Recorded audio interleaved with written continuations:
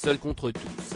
Si Pierre Palmade avait encore des amis qui le soutenaient le jour de l'accident qu'il a provoqué, et qui a causé la perte de son bébé à une jeune femme enceinte, quand les informations sur son état au volant, il était sous l'emprise de la cocaïne, ont commencé à tomber, le vide s'est peu à peu fait autour de lui. Tout au long de sa vie et de sa carrière, l'humoriste de 54 ans s'est battu contre ses addictions. Ses amis comédiens, comme Michel Larocque et Muriel Robin, ont voulu l'aider. Mais un point de non-retour semble avoir été atteint avec ce drame. Selon Paris Match, Muriel Robin, qui a toujours été une amie très proche, a été particulièrement touchée et s'est même dit écœurée par ce que son ami, qu'elle considérait comme un petit frère, avait fait. Dans sa bande d'amis célèbres, c'est l'abattement qui règne, il est soi-disant malade. Mais il n'a jamais voulu vraiment se soigner. Toujours à en croire Paris Match, Muriel Robin aurait aussi lu à Pierre Palmade une lettre incendiaire sur son lit d'hôpital. Selon Voici, une violente dispute aurait alors éclaté entre les deux anciens meilleurs amis, Pierre Palmade sommant Muriel Robin de quitter sa chambre.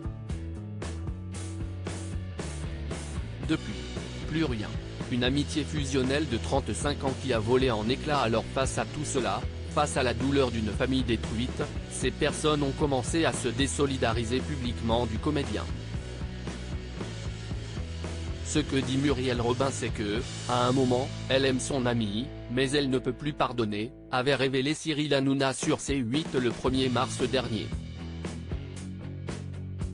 Une amitié fusionnelle de 35 ans qui a volé en éclats. Elle a tout essayé pour le sortir de ses addictions, a ajouté l'animateur de TPMP, révélant même que les proches de Pierre Palmade avaient fait des réunions avec lui pour tenter de le convaincre d'aller en cure de désintoxication.